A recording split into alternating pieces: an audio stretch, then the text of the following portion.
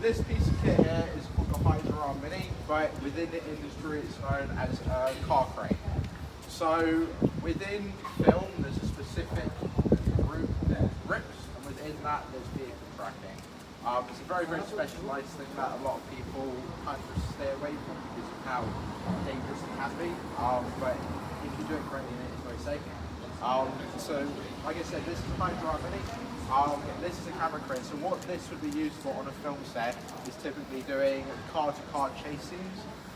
So this would be your tracking car, and here you have your first AC, focus filling, you have an arm operator to operate the arm, you have a gimbal operator, and then you have like a DP or a director. So they'd all be in this car, they'd all have their own monitor feeds to be able to see the picture.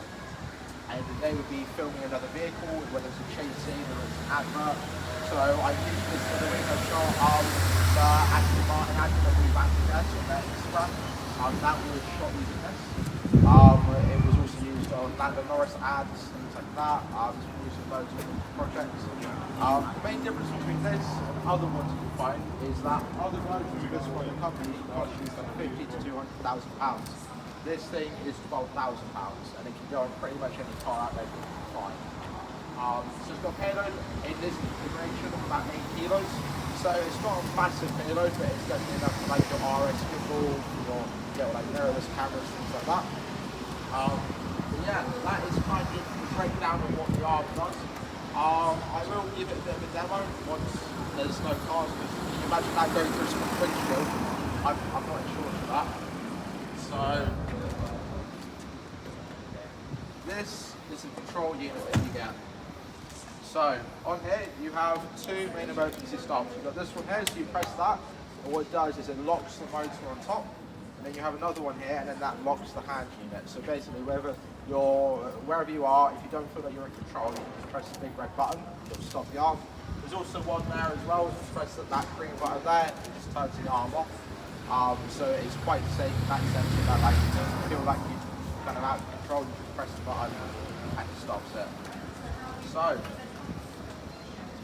it's very much like almost like a video game, or controlling like a remote control helicopter or anything like that. You have two joysticks in. One is for your up and down, and then one is for 360. So you can see it is quite fast. And then on here you can also change the speed of each one, you can also change the down thing. So what I'll do is I'll turn it all the way down, you can now see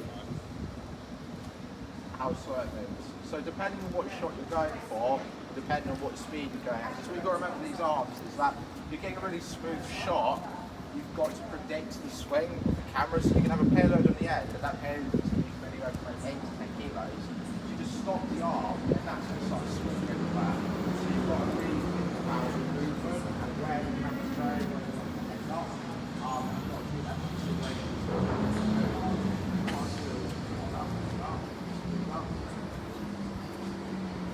Watch out.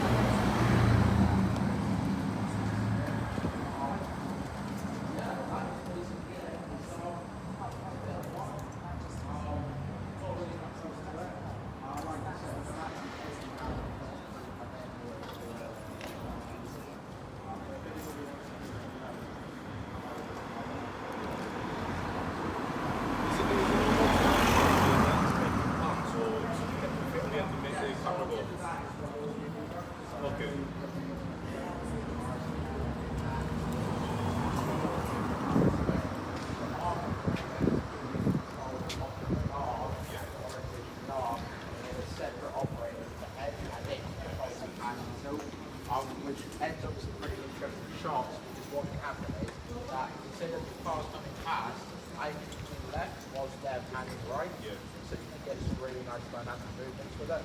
And a lot of it is about really communicating with the team and having a really good team behind you. If you're not communicating, then that is just going to entertain you. Yeah, so on the end of the day, you'll give it a go, and that's what we've got for any other questions from anyone? No, it's yeah, so we did this actually way. Yeah, so that was, you can post if you want, have a look.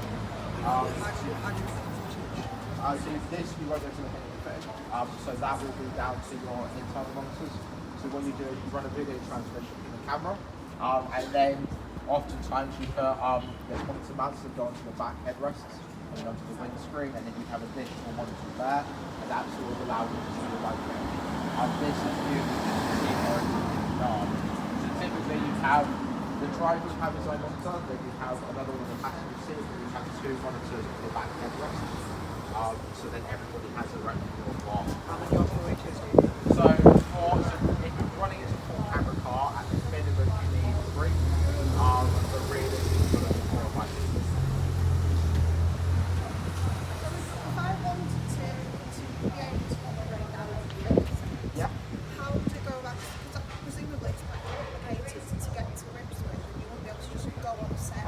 So the system itself is actually really easy to set up. We've even got a YouTube video online, a tutorial on how to set it up.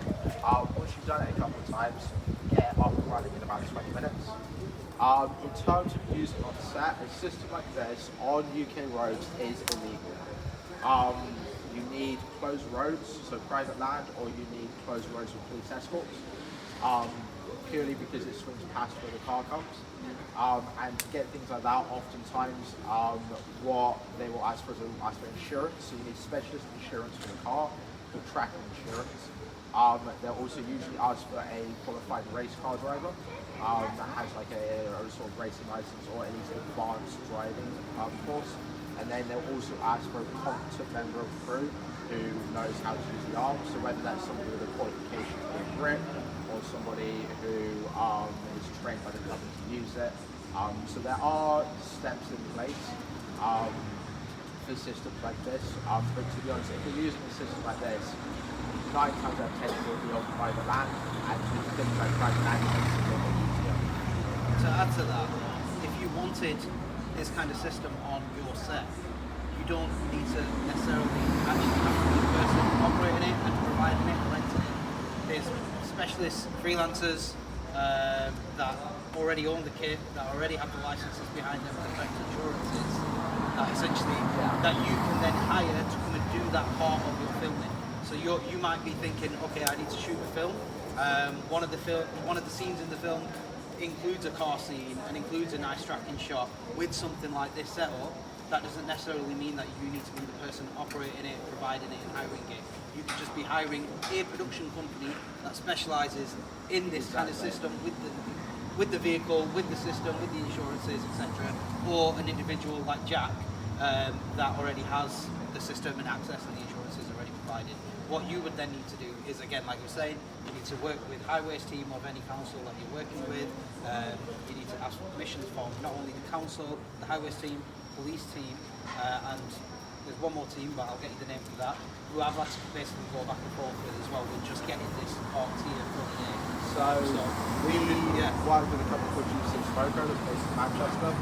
They're a specialist vehicle tracking company. So they have custom built tracking vehicles, and they've also got all the insurances, all the qualifications, and all the permits. We're working with them to put this out as a full package with crew, with car, with cameras, lenses, all of that for £4,000 a day. So typically a system like this would go out pretty regularly for about £10,000 a day. We're very fortunate that we can do it at G6 for a cheap cost of about £4 grand a day, which I know for a lot of people still think trying to change, but you've got to remember that when you're creating a shot this or when you're creating a production, when you think about shots like this, you already know it's going to be quite an expensive piece of kit to get. As you said, it's about hiring in a company that already has it. It's not really something that you would perhaps use just on your own. We do have systems that you can do that with. We have one inside, a very small one from Osmo Pocket 3. or you get what's called a static arm, which is basically the ends of this that chopped off and then mounted to the back of the car. Those are completely road legal, and those can be operated by one person. So it's about thinking what your shot is going to be, and if you can achieve it with something else, you can't then get what it is. The other way of achieving it is hire a car with a sunroof. Sounds about right. Like a tank. Yeah. Or a tank. All the more. Is that all the more? Right. So, most of this kit is set up for some thing. If you're doing all in one, then this is probably what you're used to. So this is an FX3. It's got the Tilta TAE on it, so this gives us a full advanced chain. And then it also runs off the Aeman battery. So what that means is that instead of constantly having to swap out internal batteries, you put one big one on the back, and then you get extended string time like you've got on the back there. You see it right here. How is it? How is the Aeman? Exactly. So